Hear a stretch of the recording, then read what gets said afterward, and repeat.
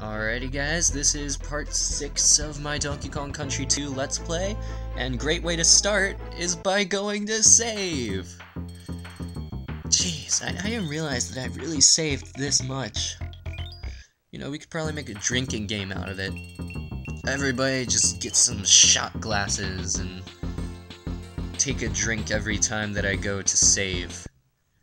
It's fun for everybody. Now, starting off with a boss.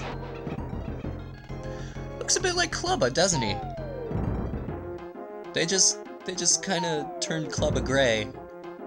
And, that's what Cudgel is.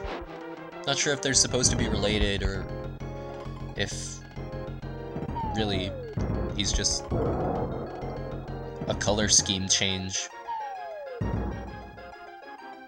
don't think they ever explain. Then again, I guess it would be a little bit difficult for them to explain.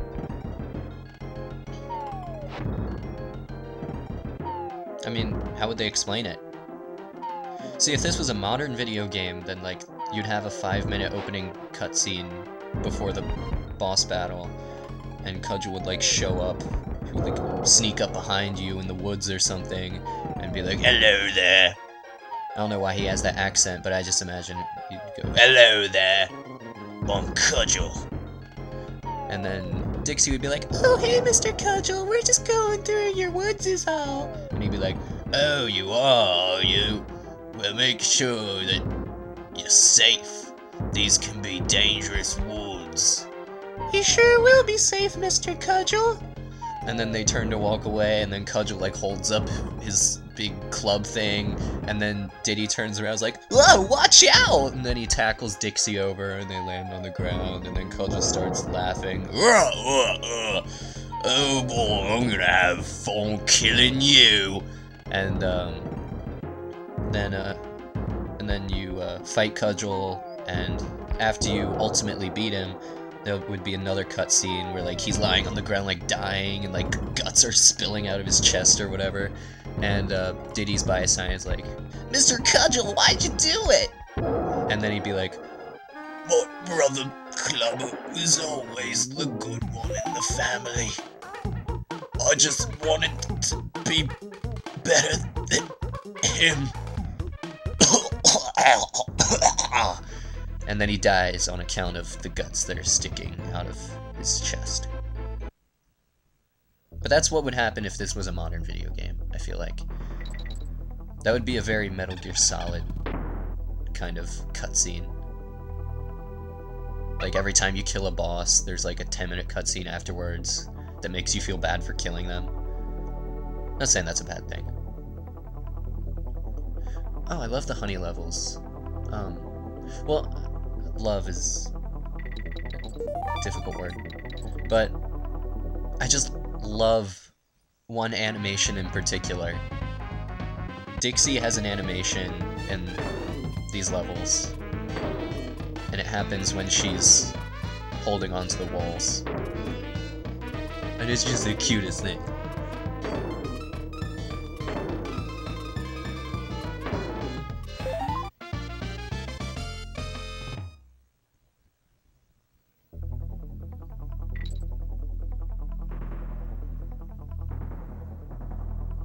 You know, since I brought up the concept of a modern-day Donkey Kong Country, like, not like Donkey Kong Country Returns or anything, but I mean, like,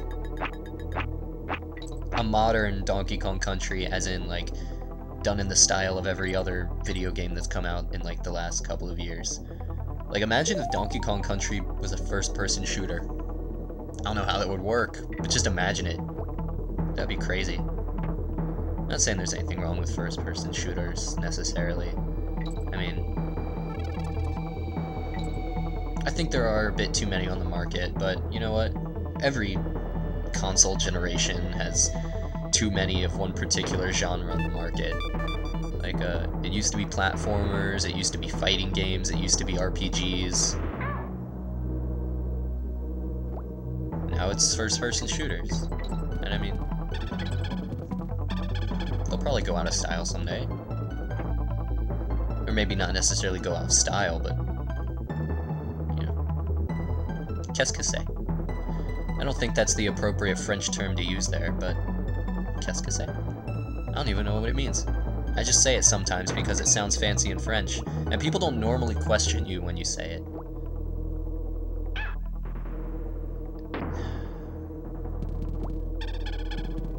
That was a really stupid thing of me to do.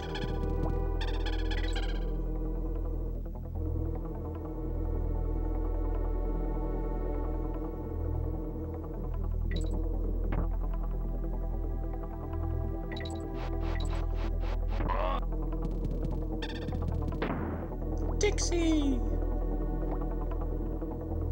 Well, hey there, Dixie! Oh, hi, Diddy! You know, Diddy and Dixie are supposed to be dating? I mean, I guess it's not really all that surprising. I mean, they spend the whole game together or whatever. It's just, I never, like... I guess you never really figure that video game characters from, like, this generation really have relationships.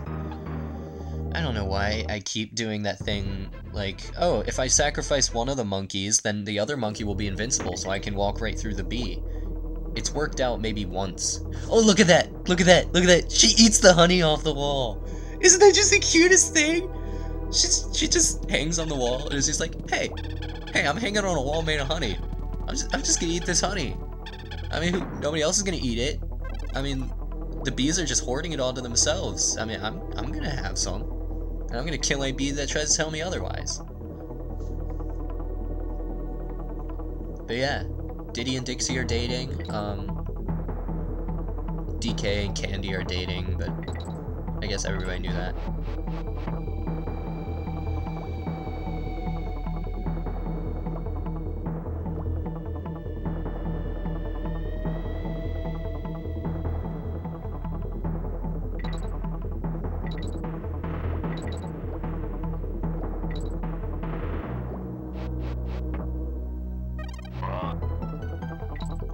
You know, I've always wondered why the hook guy's hooks don't come back after you kill them.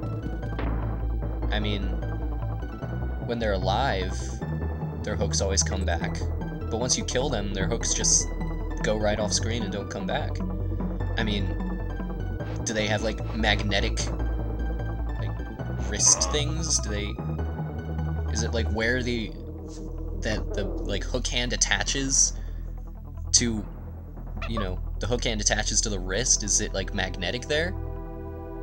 And is that why it doesn't come back after you kill them? Or is it just... I don't know. It's just one of those things. I've always wondered. I don't think I'll ever get an answer.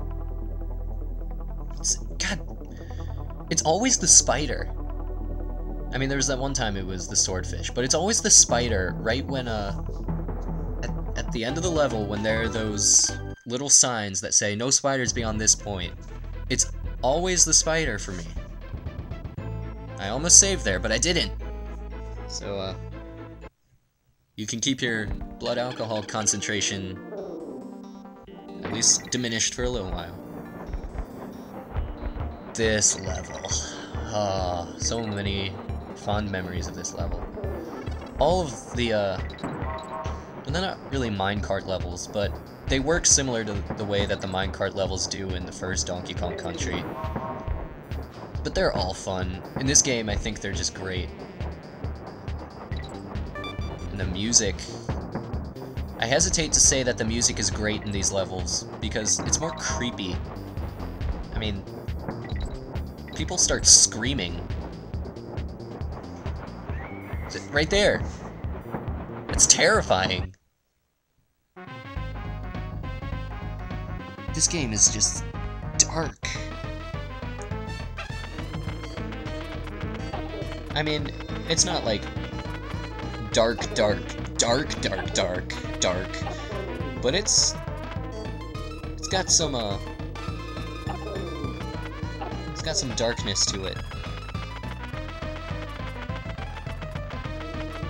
It's really deep, really creepy.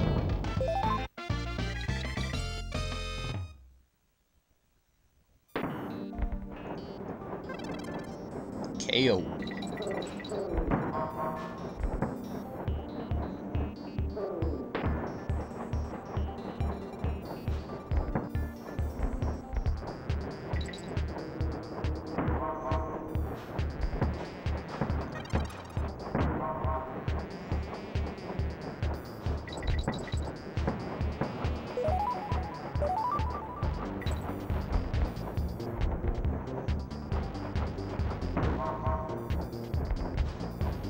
I'm trying to think about if there are any roller coaster levels in video games that aren't fun. Because at least most of them are. Like, roller coaster levels in damn it. Roller coaster levels in Spyro. The roller coaster level in Rocket Robot on Wheels. There's the roller coaster level in Left 4 Dead 2. Actually, that one's kind of a pain, but it's still fun. It's fun because you can carry around Noam Chomsky with you, which is always great. I'm trying to remember. Pretty sure there's a roller coaster level in Indigo Prophecy. Yeah, I think there is. It's not really a level, it's more of like a sequence, but it happens.